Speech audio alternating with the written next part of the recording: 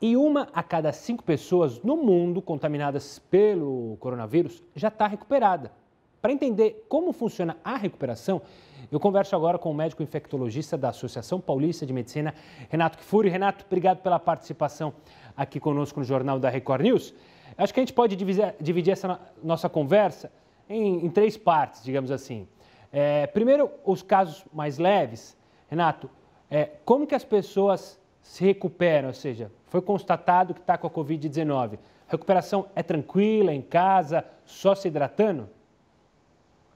Boa noite, prazer em estar com vocês novamente. Sem dúvida, a maior parte dos casos vão evoluir de forma com poucos sintomas, formas leves da doença.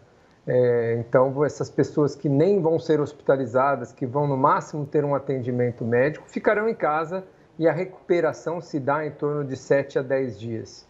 Os sintomas podem variar, desde um quadro febril leve, uma tosse, uma falta de ar, um cansaço, às vezes até uma prostração, ficar mais abatido, mais caído, mas de qualquer forma a grande parte vai ter uma recuperação em casa, sem precisar de tratamento, sem precisar de exames, e mais ainda, muitos desses nós não vamos conseguir nem fazer diagnóstico, não vai ser nem testado.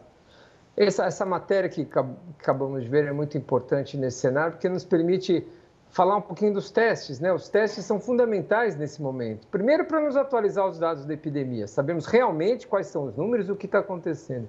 E segundo, para a gente, certificando que aquele caso é a Covid-19 mesmo, nós podemos fazer o isolamento adequado desse indivíduo doente. E não deixarmos, parece que é um quadro leve, a gente fica com pouca notificação, com pouca identificação, o isolamento falha nesses casos.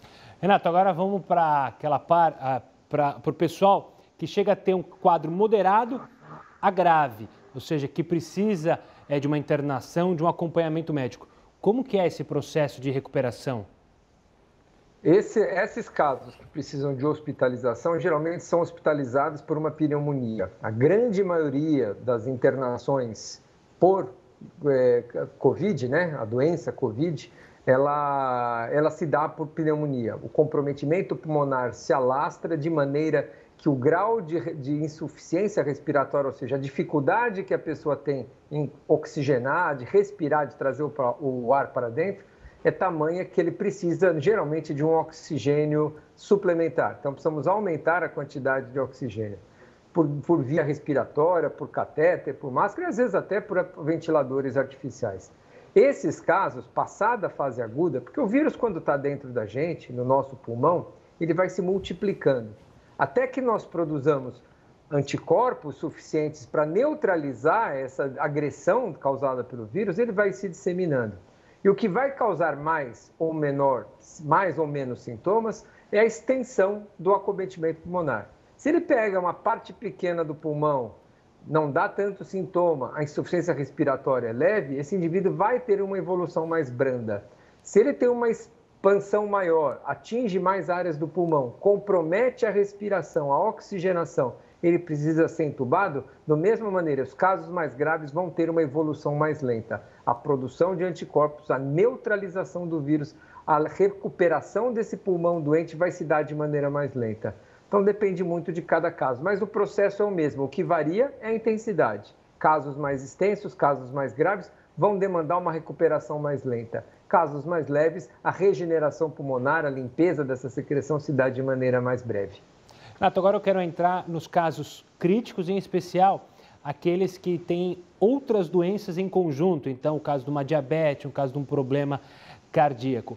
Essas pessoas entram no quadro crítico, às vezes podem, como você disse, são entubadas, mas muitas conseguem se recuperar e serem liberadas. Como que é esse processo? Como que uma doença, uma comorbidade, como vocês médicos dizem, atrapalha no tratamento? Você precisa tratar as duas ao mesmo tempo ou a produção de anticorpos que é prejudicada por causa da outra doença? Isso há muitos anos já é conhecido o papel dessas doenças crônicas, das doenças de base, em favorecer quadros infecciosos. Você citou o diabetes, mas nós podemos dizer pacientes que têm câncer, pacientes que são transplantados, pacientes que são portadores do vírus HIV, pacientes que já têm uma condição pulmonar de agravo, já é um enfisematoso, tem uma bronquite crônica, aquele que infartou, já tem um coração que trabalha no seu limite. Então, Então, toda sobrecarga adicional a esse organismo que já tem uma debilidade, seja ela qual dessas doenças que nós falamos, traz uns problemas sérios. A diabetes, por exemplo, a resposta imune do diabético, os anticorpos que são produzidos pelo diabético é de maneira mais lenta. Ele demora para reagir, para reconhecer vírus, bactérias, pneumonias. Todas essas doenças cursam de maneira mais grave. Mesma coisa aqueles que têm imunidade comprometida por uso de medicamentos, por quimioterapia. Então, todas essas doenças de base, elas são fatores predisponentes ou fatores de risco. E mais, quando os indivíduos adquirem essas doenças, muitas vezes eles descompensam essa doença de base. Ele é um diabético que está compensado com seus remédios, com seu tratamento, mas ele adoece, ele torna esse diabetes descompensado, sua hipertensão é descompensada, sua doença cardíaca é descompensada. Então é muito importante indivíduos que têm essas condições de saúde, já de agravo, estejam com as suas doenças controladas. Neste momento, mais do que nunca. Quem tem diabetes tem que estar com sua glicemia normal, tem que ter seus remédios da pressão tomados adequadamente, sua pressão normal, seu problema cardíaco controlado. Assim nós vamos conseguir minimizar esses danos de uma infecção secundária. Mas o fator de risco mais importante, independente dessas condições, é a idade. O envelhecimento do nosso sistema imune, a gente envelhece a pele, envelhece a nossa respiração, envelhece as nossas articulações e a nossa resposta imune envelhece também com o passar do tempo.